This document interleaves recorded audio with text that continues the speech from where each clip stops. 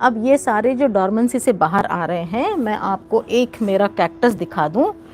इसको मैंने बिल्कुल भी छेड़ा नहीं, पूरी ठंड में मैंने इसको बिल्कुल भी छेड़ा नहीं। जो भी उसमें वीड आता रहा, जो भी आता रहा, बेचारा ये थोड़ा पता नहीं उसको कुछ उठाने में या कहीं आसपास में वो धक्का लग गया होगा तो ये नीचे लटक रहा है, फिर भी मैंने कुछ नहीं किया। सो इसको मैं अगले एक 10-15 दिन में धीरे धीरे इनको मैं बाहर, इनको सबको मैंने फ्रॉस्टिंग से बचा के रखा हुआ था। अगर आप ये एडेनियम को देख रहे होंगे, सो ये एडेनियम भी हमारे एडेनियम के वीडियोस में मैंने दिखाया था कि 2-3 साल में एक बार मैं इनको दिसंबर में जब ये पाला वाला पड़ना शुरू हो जाता है, फ्रॉस्टिंग शुरू हो जाता है, तो मैं इनको ज़मीन से ये मिट्टी से निकाल कर और मैं इनको टांग के रख देती हूँ जब तक अच्छे से मौसम पूरा इनका रिपोर्टिंग का आए नहीं। सो इस साल मैंने नहीं निकाला क्योंकि पिछले साल ये सारा मैंने ऑपरेशन किया हुआ था। ये अभी दिख रहा है, सारी मिट्टी इसकी झर गई है नीचे, वरना ये इतना खुला होना नहीं चाहिए। सो इनको सारे मेरे एडेनियम्स को मैंने जो अपना पीछे एक छत है जिसके ऊपर ओपन नहीं है, छत है ऊपर, बैल्कनी है और ऊपर छत है। सो पाले से बचाने के लिए मैंने इन एडेनियम को पीछे रखा हुआ था। अब जैसे ही 7-8 दिन में पाला ख़त्म हो जाएगा और धूप आने लगेगी तो मैं इन एडेनियम को भी धीरे धीरे उस हल्की धूप में लाऊंगी। और उसके बाद में ये सारी हालत आप देख रहे हो, इसका कटिंग, प्रूनिंग, ये सब कुछ मैं करूंगी, उसको फीड करूंगी, उसकी जड़ें थोड़ी अच्छे से मैं ढकूंगी। ये सारा अभी भी करना चाहिए मुझे, लेकिन ये बिल्कुल मोस्ट अफेक्टेड था तो मुझे लगा मैं आपको यही दिखा दूँ कि मेरे घर में भी मुझसे भी ये सारी गलतियाँ हो जाती है। सो ये सारा मैं अच्छे से इसको मिट्टी विट्टी डालूंगी। ये चाहे जो भी गलती है, इस स्टेट में अगर ये सरवाइव कर रहा है उस छत के नीचे तो अभी मैं इसको नहीं छूऊंगी, लेकिन अब मेरी नज़र इसके ऊपर है। अगले 8-10 दिनों में मैं इसको लाऊंगी और जैसे ही हम फरवरी 15 के पास पहुंचते हैं, ये सारा फ्रॉस्टिंग, जो भी पाला वगैरह ये सब निकल जाता है, तो उसके बाद में मैं इसके पूरे ऑपरेशंस करूंगी।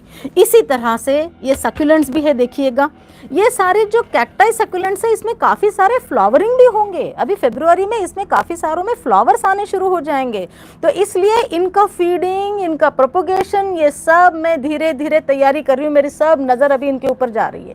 ये देख रहे हैं, ये भी सकुलेंट देख रहे हैं, इसके भी काफ़ी सारे बच्चे हैं, थोड़े थोड़े बीच में कुछ वीड्स हैं, लेकिन मैं अभी इनको कुछ नहीं कर रही हूँ। ये बिल्कुल पाले से बचा के शेड में रखे हुए हैं। अब मैं धीरे धीरे इनको जैसे जैसे धूप निकलेगी इनको मैं बाहर लाऊंगी। सो मनी प्लांट की भी हालत आपको इसी तरह से दिखेंगी।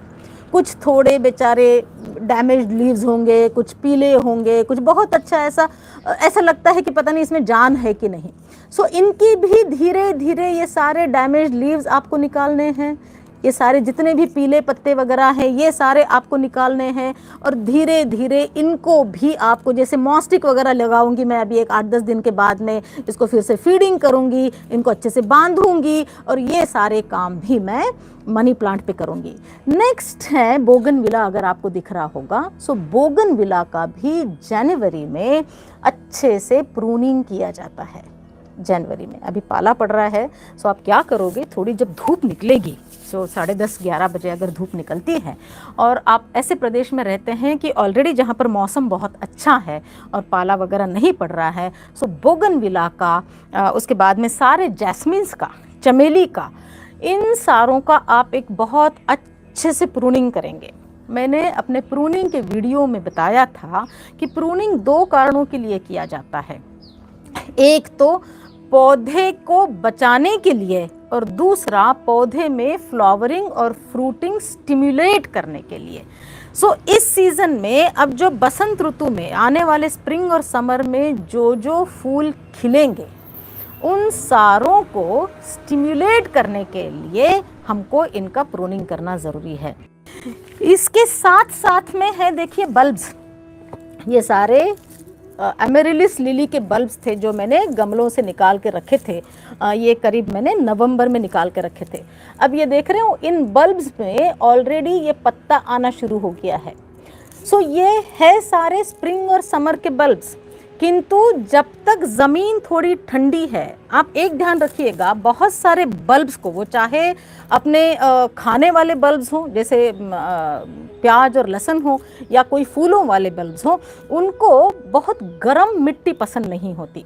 इसलिए बल्ब्स को ज़मीन में डालने का समय हरदम जब मिट्टी ठंडी हो, थोड़ी ठंडी हो, बिल्कुल फ्रोज़न और ऐसी ना हो जैसे दिसंबर जनवरी में उत्तर भारत में होती है, किंतु बिल्कुल जो अभी मार्च में आएगी वैसे भी ना हो। इसलिए इस सीज़न में इन सारे बल्ब्स को एमेरिलिस लिली हो गई, रेन लिलीज हो गई, आपकी कैला लिली हो गई, इन सब को ज़मीन में दोबारा डालने का समय है अब से लेके अगले 15-20 दिनों तक जो जो बल्ब्स आपने निकाल के रखे थे वो सारे आप लगाओगे। फिर नए अगर आपको बल्ब्स लगाने हो, जैसे कैलेडियम है, काफ़ी सारे बल्ब्स हैं, तो ये सारे बल्ब भी जब तक मिट्टी ठंडी है तब तक आप लगा लें। ये मैं मेरे ऑफिस में कमल लगा हुआ है और मैं इस घड़े में आपको दिखाने के लिए लेकर आई हूँ। सो ये एक मेरे वाटर लिली, जिसको आप छोटा कमल भी कहते हैं कई लोग, सो ये जो सारा उसका राइजोम था, ये बिल्कुल, एक मिनट, ये जो है ये बिल्कुल ठंडे पानी में वहाँ पर मेरे गमले में पड़ा हुआ था। अब देख रहे हो इसमें अभी नए शूट्स आने और नए रूट्स आने शुरू हो गए हैं। सो इनको भी अच्छे से झाड़ के, पानी बदल के, और ये सब भी आपको अगले 8-10-15 दिनों में करना है। जहाँ पर भी मौसम थोड़ा अच्छे से वार्म है उस मौसम में आप ये करना शुरू कर सकते हो। देखिएगा कितने नए नए इसमें लीव्स आ रहे हैं, देख रहे हैं। सो ये सारे अच्छे से आपको इनको थोड़ा झाड़ना है, थोड़ा साफ़ करना है, मिट्टी वगैरह अच्छे से बदलनी है, पानी वगैरह अच्छे से बदलना है। ये सिर्फ आपको दिखाने के लिए मैं एक छोटी सी इस हांडी में ऑफिस से लेकर आई हूँ, ठीक है। सो वाटर प्लांट्स भी अभी डॉर्मेंसी से बाहर आ रहे हैं, सो उनके लिए भी आपको तैयार रहना है। और चलिए, सो ये जो डॉर्मेंसी से बाहर आने वाले हो गए, ठीक है।